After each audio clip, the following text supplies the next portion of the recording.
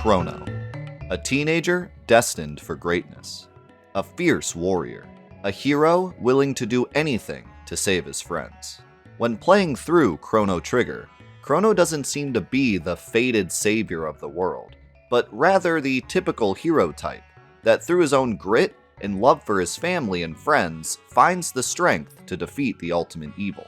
The game does speak of a legendary hero who wields the fabled Masamune blade, but this turns out to be somebody else. However, the game's English manual states that Crono is both a typical teenager whom fate chooses to save the world, and chosen by guardian spirits to save the world.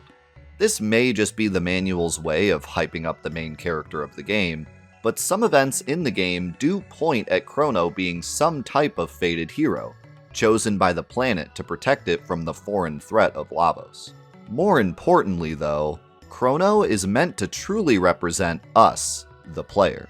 When it comes to self-insert characters though, there is a spectrum that a designer can place a character on when crafting one. On the far conservative end of the spectrum, we have a character like Titus from Final Fantasy X.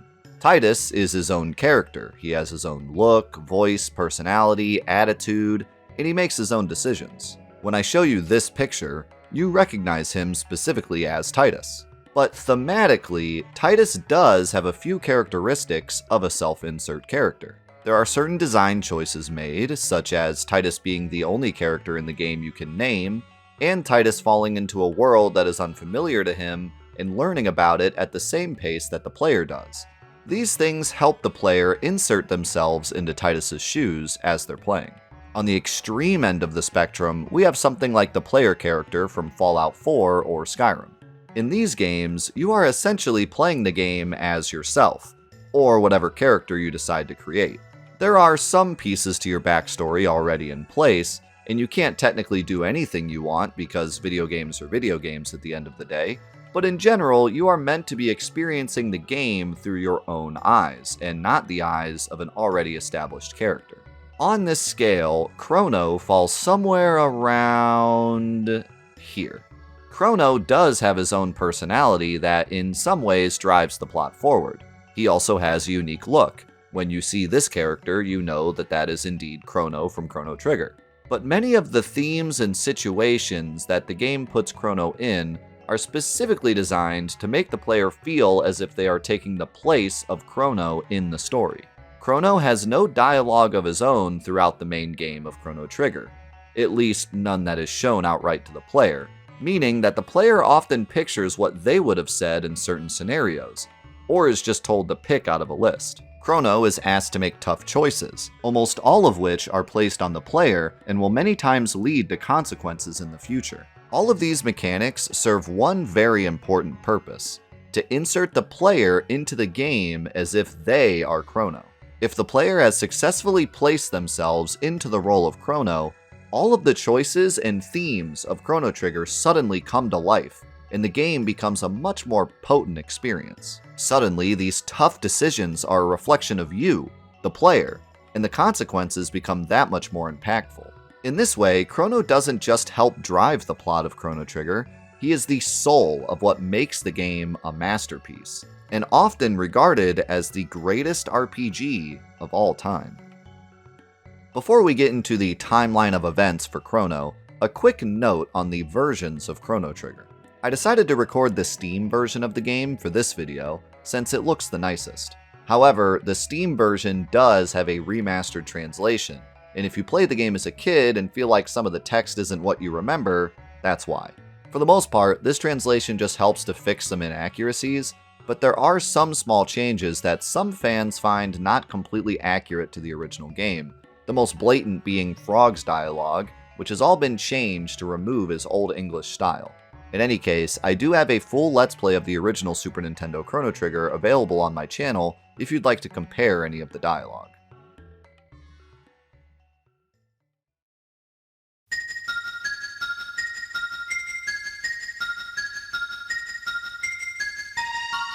Crono was born sometime before the year 1000 AD to a single mother and an unknown father. Crono's mother has no name in the English version, but is given the name Gina in the Japanese version. Chrono's exact age has been documented online as 17, but I couldn't find any official released information confirming this. The English manual, however, does describe him as a typical teenager. Chrono immediately displays this typical teenager role by staying in bed until his mother comes to wake him up. After some fist pumps, he is off to the Millennial Fair where he can take part in multiple festivities before running into Marley. Marley decides to join Chrono for some fun at the fair, and they both eventually end up checking out Chrono's friend Luca's new invention, the telepod. As a show of trust to his friend, Chrono volunteers to be the first to try out the telepod, and moments later he is successfully transported safe and sound. Marley then jumps in to test the telepod, but due to a reaction with a special necklace she is wearing, the telepod throws her back in time. In an act of pure bravery and heroic nature, Chrono decides to take the necklace and follow Marley back in time in order to save her, even though he just met her minutes ago. Chrono is taken to the Middle Ages, 600 AD, and reunites with Marley, who has been mistaken for the lost Queen Len. Because she has been mistaken for the lost queen, the king calls off the search for the real queen, causing Marley to suddenly disappear from existence. Luca then arrives and explains that Marley is actually Princess Nadia, a descendant of Queen Len, which means if they don't find and rescue the real Queen Len on their own, Marley will be gone forever. Crono and Luca then go on a mission to save the queen and bring Marley back into existence, and on the way they meet Frog, who is still looking for the queen even though the search had been called off. The three defeat the evil Chancellor and rescue the queen, saving Marley in the process. Marley, Luca, and Chrono then return to their own time using Luca's new invention, the Gate Key, which allows the three to travel through time using the newly formed time gates, the origins of which are unknown to them. They return to their proper time and Chrono takes Marley back home to the castle. When they enter, Chrono is accused by the evil Chancellor of kidnapping Marley, and is put on trial to decide his fate. This scene... Alright, can I just gush for a moment about this scene? In 2015, the game Undertale made waves in gaming due to its ingenious way of making the player feel as if they are directly responsible for the lives of the characters in the game. Games had done this before, but Undertale did it in a very unassuming way, suckering the player in with a very simple flash game appearance, then hitting the player later with much more than they bargained for. Now, I'm one of the rare few of my generation that actually played Undertale before playing Chrono Trigger, due to missing out on a Super Nintendo as a kid. And I had thought that no game had ever approached accountability quite like Undertale does. But then, I played Chrono Trigger. The game begins at the fair, a super unassuming area that simply serves as an introduction to the game and its general mechanics. There are a few RPG meta jokes, like grabbing a bag that you see sitting on a table because that's what you normally do in video games, just to realize you've actually stolen an old man's lunch. This moment serves to teach you as the player that your decisions matter, and you should always think about things before doing them, unlike other RPGs. When I played Chrono Trigger for the first time, I played it as a Let's Play for my channel, and I had over 100 people judging me based on my decisions. But most times, this won't be the case. So what if I was playing the game by myself? Nobody is here to judge me. I can take this guy's lunch if I want to. It's not going to affect anything other than what this guy says to me directly afterwards. Right?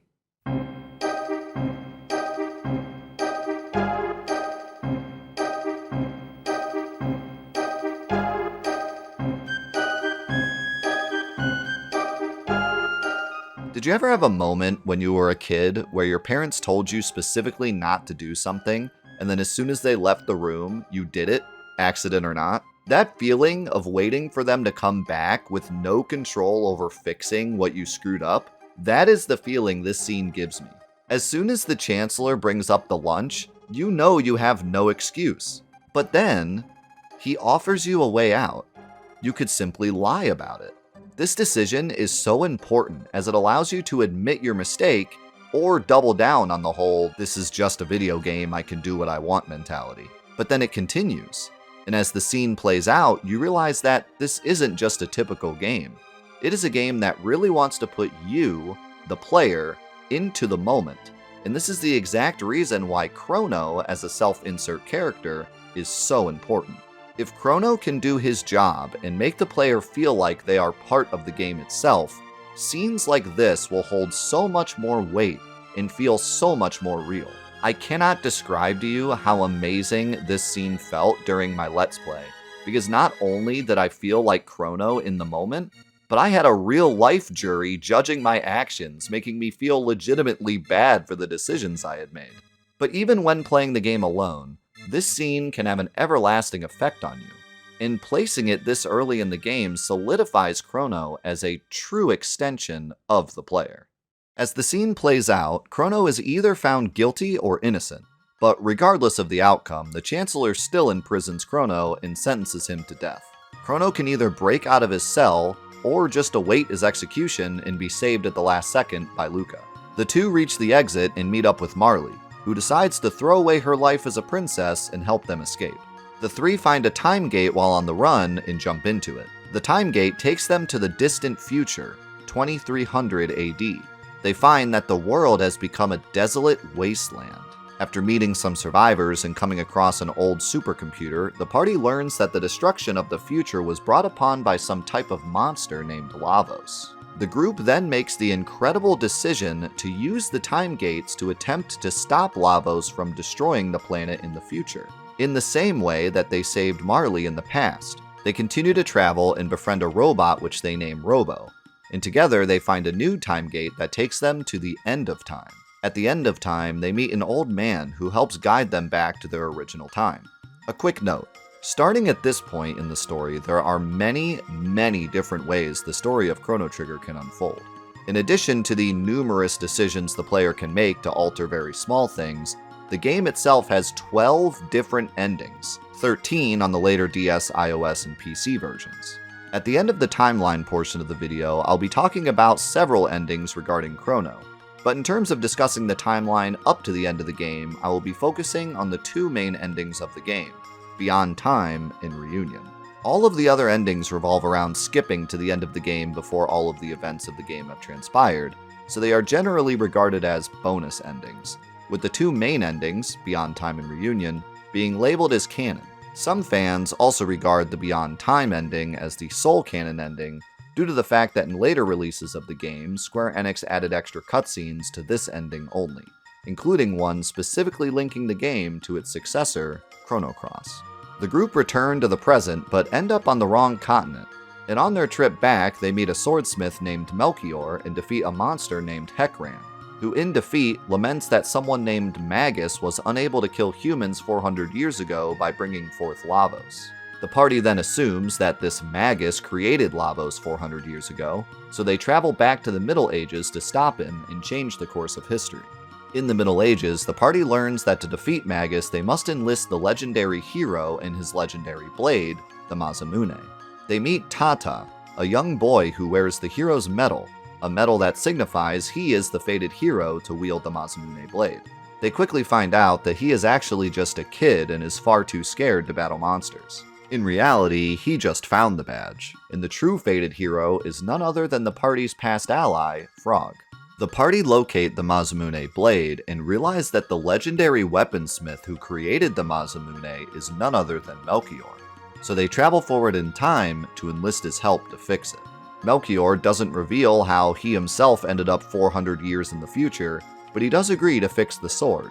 However, he needs Dreamstone, which could only be found in prehistoric times. The crew use a time gate located in the end of time to reach 65 million BC, where they are immediately attacked by reptites before being rescued by Ayla, who Chrono seems quite flabbergasted with. Ayla takes a liking to Chrono and gives him her chunk of Dreamstone after a drinking contest. The gate key is then stolen by the reptites, and the party with Ayla must pursue them to get it back, defeating Azela and Nizbel in the process. The party returns the Dreamstone to Melchior, and he repairs the Masamune to its former glory. They then take it to Frog, who after coming to terms with his past, accepts it and renews his mission to defeat Magus.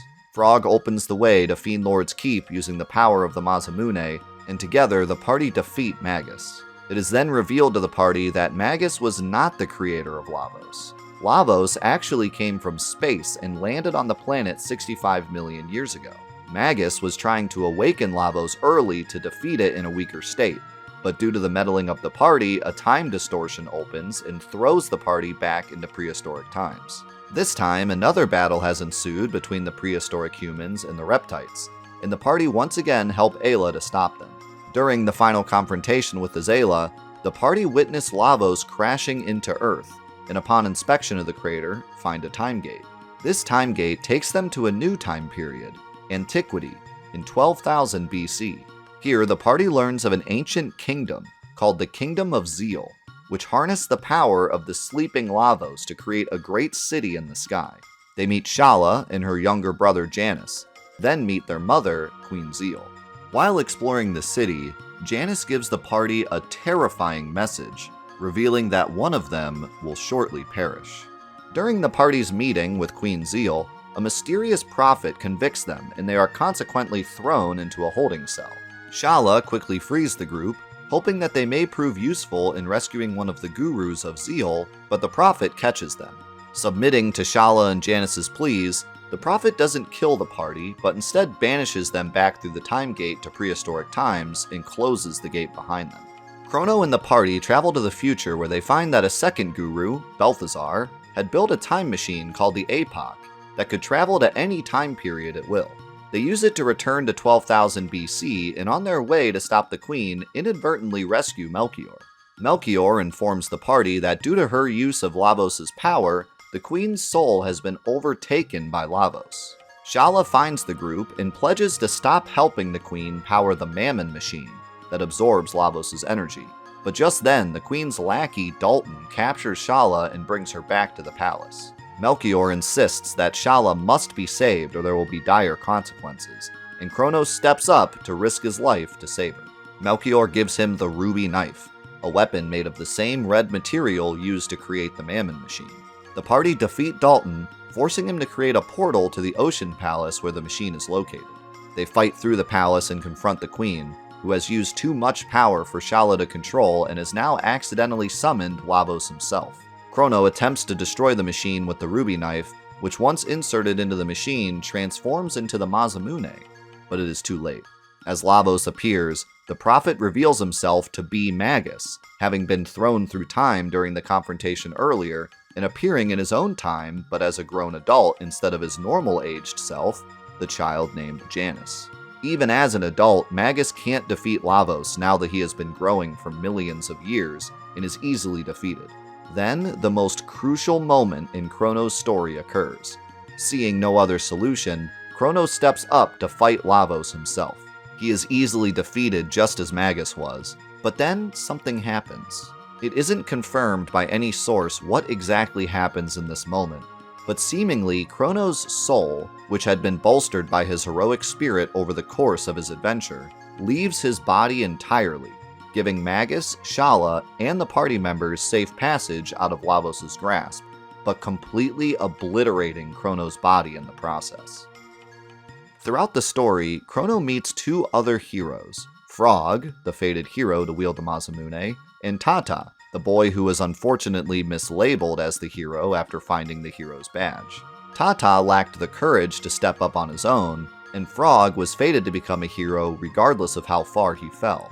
But Crono forged his own path.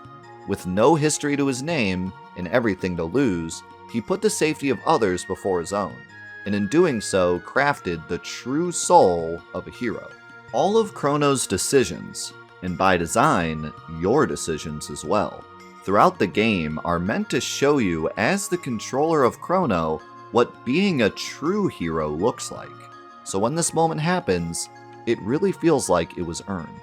The group are transported back to the Ocean Palace, where Schala then returns Crono's favor by teleporting Magus and Crono's friends out of the palace, saving their lives. As they teleport out, Lavos' full wrath is released, completely obliterating Zeal and entirely submerging most of the land in the world. The party members later find Magus, who explains that in the original timeline, he and the three gurus of Zeal were thrown through time by the original awakening of Lavos. Janus became the Fiend Lord Magus in 600 AD and attempted to summon Lavos early to stop his sister being killed in the future, before the party interrupted him. The three gurus were thrown into different times. Melchior was sent to Crono's time, 1000 AD, where he would later help the party fix the Masamune. Balthazar was sent into 2300 AD, where he would create the Epoch, and Gaspar was sent to the End of Time, where he would become the old man that helped the party and Robo find their way back to the present. At this point, the party members can choose to recruit Magus or kill him, both choices altering the endings of the game. Shortly after, the ruins of the Ocean Palace rise out of the water and form the Black Omen, a Lavos-powered fortress holding Queen Zeal and existing across multiple times. The party seek help from the old man at the End of Time, which if they spared Magus, they now realize is Gaspar, and he supplies them with the Chrono Trigger, a time egg that may be capable of bringing Chrono back. However, Gaspar warns the party that it only represents potential, and results require action. My own theory is that the Chrono Trigger itself is actually Chrono's soul, sent to the End of Time after his sacrifice. This quote is emblematic of Chrono's journey, being the one who always made the decisions and acted where others didn't. As I said before, the actions create the hero, and it is now the party's turn to act on Chrono's behalf to rescue him. However, just like when they were controlling Chrono, the player themselves now have a choice to make. In my opinion, this decision is one of the greatest player-controlled moments in video game history. The journey to attempt to revive Chrono is a relatively short one, but this is the point of the game where the player is free to go and beat the game the intended way. With the end of the game within your reach, is it worth it to go out of your way to rescue Chrono, even though Gaspar warns the party that the results may not be what they wish? Will you as the player pay Chrono back for everything he has given you, or will you leave him and finish the game on your own terms? Chrono represents the player, their decisions and nature are embedded into his design, but he is not the player entirely. Your choice here is to embrace Chrono as your avatar, the hero you wish to be, or go your own route regardless of the apparent justice of rescuing the one who made the ultimate sacrifice in your place. In any other game, rescuing a character usually boils down to whether or not you like that character, or whether or not you think they might be useful in a mechanical or story-related way. But the decision to rescue Chrono reaches further into your own personal ideology, and it is all thanks to those earlier scenes directly connecting Chrono to you. At this point, the two main endings of the game that I mentioned earlier split. If the player decides to attempt the rescue, they commit to the Beyond Time ending, and if they choose not to, they commit to the Reunion ending. If the player decides to use the Chrono Trigger and attempt to save Chrono, they seek out Balthazar, who tells them they must first find a doppelganger to take Chrono's place when he is rescued. Balthazar also informs the party that the need must be great, and the person's existence of the utmost importance. The group take the doppelganger and Chrono Trigger to the top of Death Peak. Marley's pendant gives power to the Chrono Trigger, then the trigger floats up into the sky and shatters. Marley laments while Luca gives in, stating it was silly to ever think they could revive Chrono. This moment really stuck out to me. It feels as if the game is speaking directly to us, almost mocking us for thinking we could bring our main character back just like that. The game has taught us up to this point that decisions are final and actions matter. Just because we want our main character with all the best stats back so we can beat the game, doesn't mean that the game has to give him to us. But then, as Marley gives out a final cry to Chrono, a solar eclipse is formed, and the party is transported to a slice in time, the moment just before Chrono sacrificed himself. They replace Chrono with the doppelganger, and a tear-jerking moment proceeds where Marley embraces the returned Chrono. Now, I've always done this scene with Marley and Luca in the party, as they make the most sense from a story aspect, but actually, you can do this scene with whatever party setup you want. The scene will play out in a similar fashion every time, with a primary character lamenting over the loss of Chrono, and a secondary character giving in and admitting they should have never tried.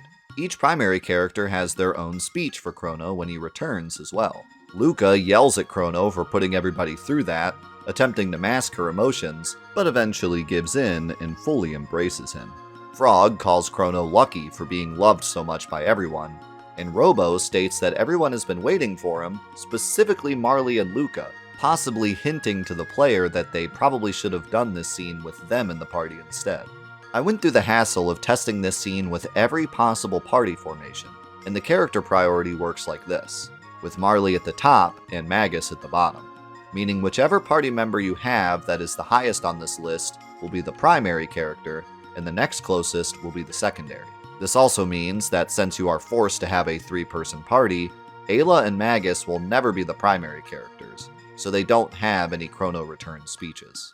From here, there are many ways for the player to complete the game, and they can also do a multitude of side quests to get stronger and resolve some other problems related to the other characters. The only side quest at this time that specifically involves Chrono is the quest for the Rainbow Shell in Sunstone, which results in Melchior crafting Chrono's strongest weapon in the original game, the Rainbow.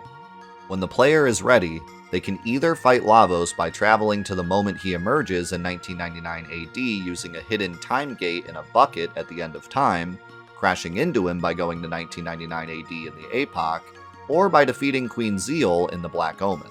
Whichever way they choose, the party battles through to the core of Lavos, where it is revealed that Lavos is a parasite that harvests the DNA of the life forms on a planet and creates its own spawn to travel to other planets and repeat the cycle. Through the strength they've accumulated throughout the story, and through time itself, the party defeats Lavos and the game ends. In the Beyond Time ending, Chrono goes to Guardia Castle to receive a sentence, where Marley once again sticks up for him. However, thanks to Luca, the king has already been convinced by several of Marley's descendants throughout time that Chrono has saved the future. The king not only acquits Chrono of his crimes, but declares a celebration for him. After some time with Marley at the fair, the two find Luca at her teleporter, along with all the other party members. They tell him that now that Lavos is gone, the time gates are closing for good, and they all need to return to their times before it's too late. He watches them all say goodbye and jump into the gate, and Luca explains that perhaps it wasn't Lavos that made all of those time gates, but maybe an even greater force. Suddenly, Chrono's mother comes running into the scene chasing a cat. She chases it right into the time gate just as it closes for the final time. Chrono then bursts into tears, heartbroken that he has just lost his mother forever. Just kidding, he celebrates. Then Luca realizes that they still have the APOC, which they can use to go find her. Chrono then follows Marley as she is presented with Nadia's bell. Then the three run off to the APOC, and the credits play as they soar across the sky and through different eras of time.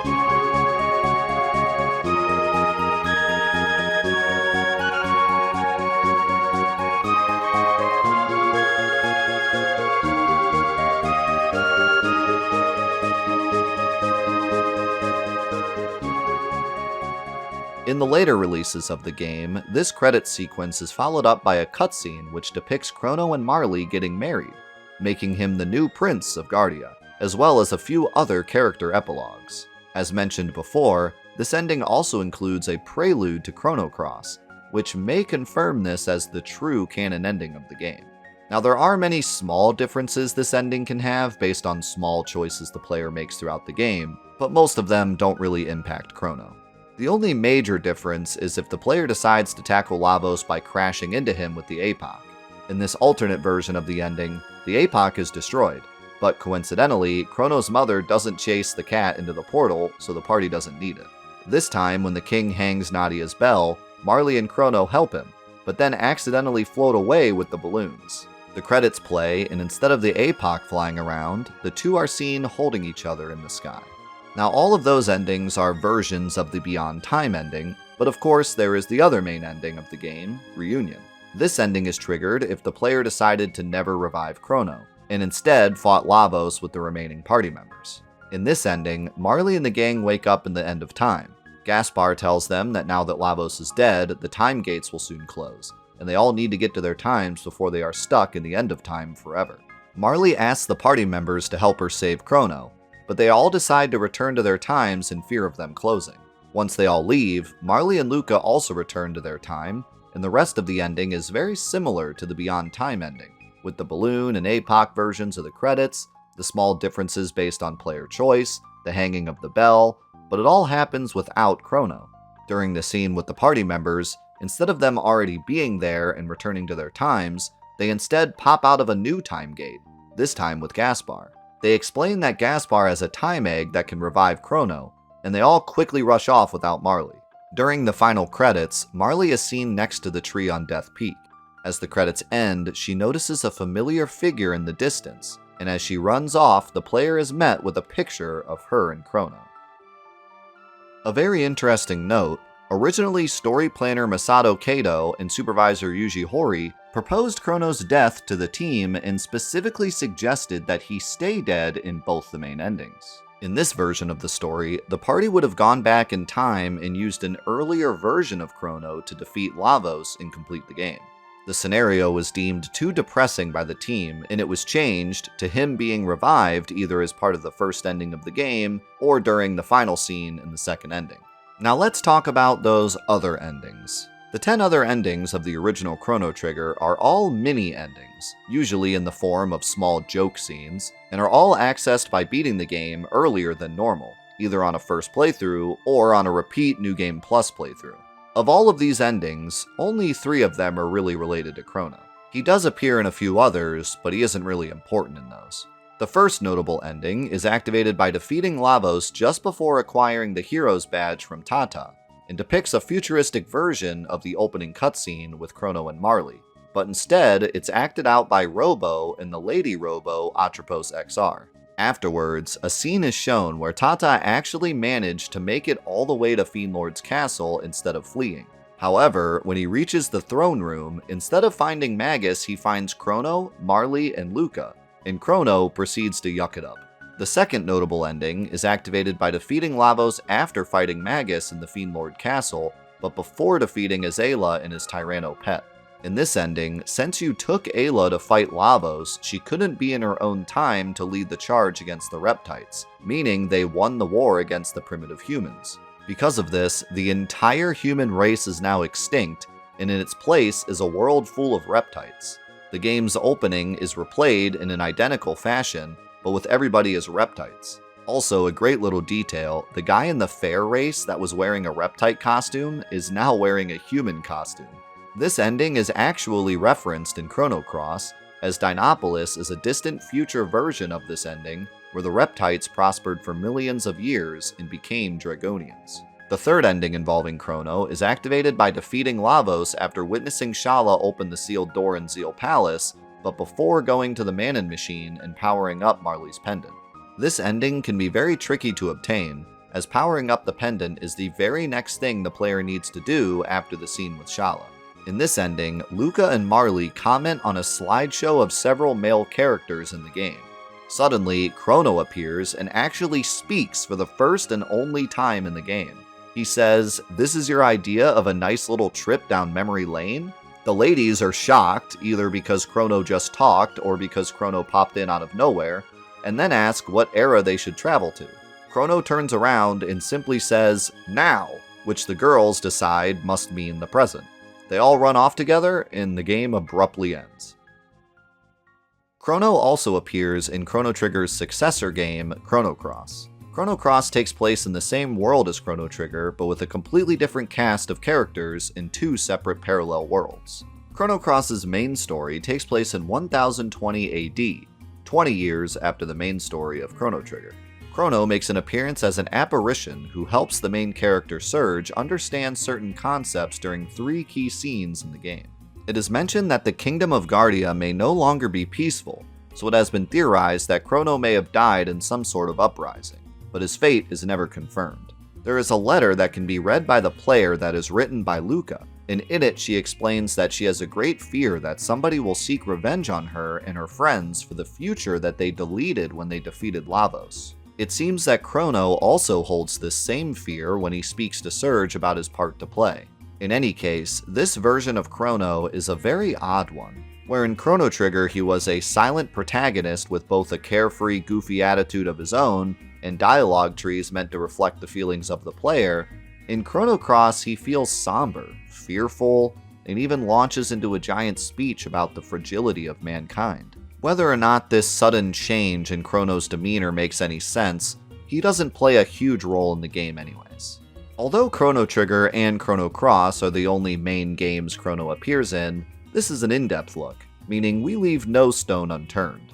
Technically, Chrono appears in another game, titled BS Chrono Trigger Jet Bike Special. What does the BS stand for?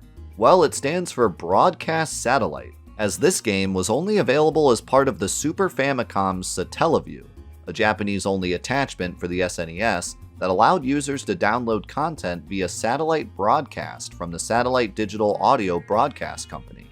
The company ran the broadcast until June of 2000, so now the game is playable only by emulation. So what is BS Chrono Trigger Jet Bike Special? Well, for purchasing this giant satellite attachment and going through whatever the heck all of this is to get this thing working, not to mention the cost of all this, which would reach upwards of $560 if you didn't already have receiving equipment, not including the actual subscription fees to use the service, you got the Jet Bike minigame from Chrono Trigger. That's it. It's just the Jet Bike minigame. Okay, wait, I'm being a little disingenuous. There is an extra mode included, and do you want to guess what it does? It takes the ability to boost away. But this mode does award more points for the other new addition, the leaderboard, which will save the top 10 replays, and even let you view them, which is kind of impressive actually. But that is not all, because believe it or not, there is another Satellaview Chrono Trigger game, this one called BS Chrono Trigger Character Library. This is, well, it's exactly what you would expect. It's a library of every character and enemy in the game, full with description and sprites. One cool thing about this download is that it wasn't lost to emulation when Satellaview closed down, as Square decided to include it in the PS1 port of Chrono Trigger on the Final Fantasy Chronicles disc. Chrono's entry reads, "A spirited youth living in the present. The hero of this story, he shows great kindness and strong determination." Quick side note, there is one other Chrono Trigger related game available on the Satellaview, Radical Dreamers, a text-adventure side story featuring Surge from Chrono Cross.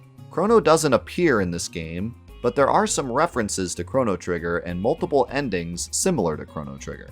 This game was revived via the Chrono Cross Radical Dreamers remaster.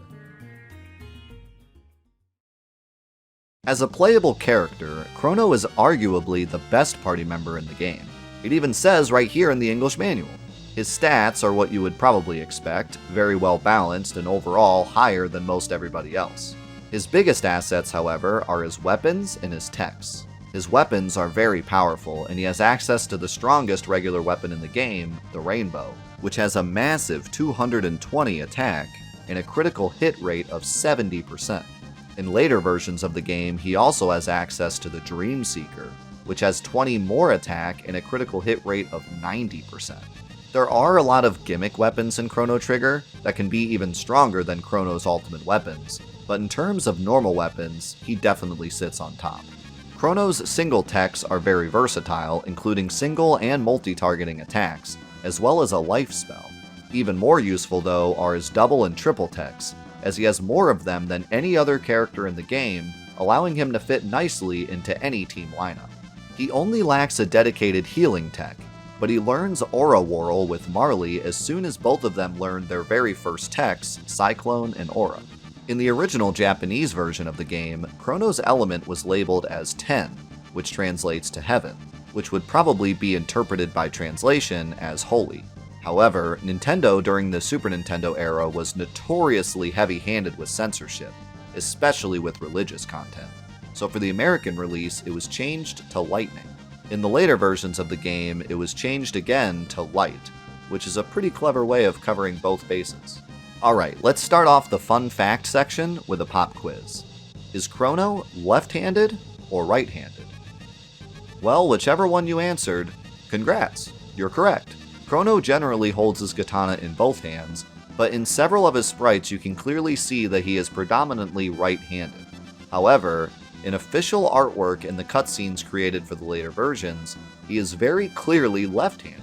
He even holds his katana with his left hand at the top, which is very untraditional since in general it has been taught to hold the katana with your right hand at the top regardless of which hand is your dominant.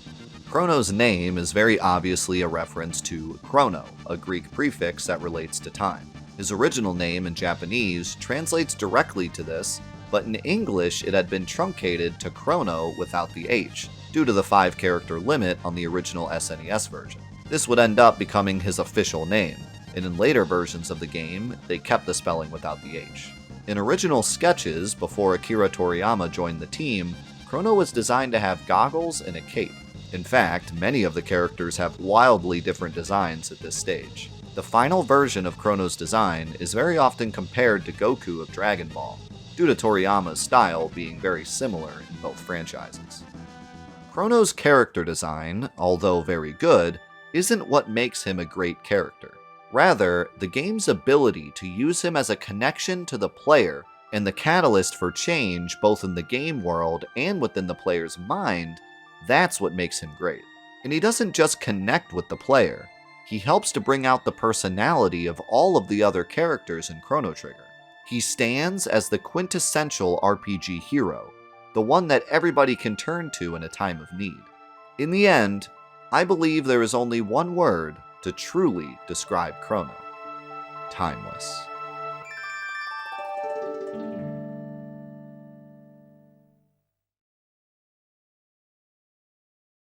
Thank you for watching this in-depth look at Chrono.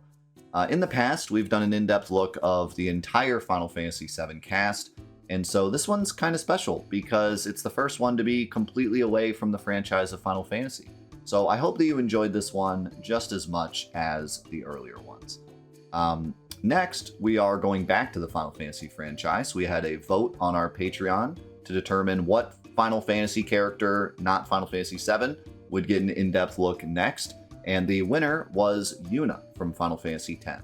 So she will be the next in-depth look, and then after that, we are going to be returning to Final Fantasy VII and doing a side character. So I need you to vote in the comments right now and let me know which side character from Final Fantasy VII you would like to see an in-depth look at. I want to quickly thank my big patrons. These are the guys that make in-depth look possible. So thank you so much to you guys for the support. You can check out the Patreon if you want. It is completely above the call, completely optional. But if you do, check it out. There are some cool perks there, like exclusive videos and the ability to vote in the final poll, which will determine that Final Fantasy VII side character in-depth look. But with that, thanks again for watching this very special in-depth look on Chrono, and I will see you in the next one.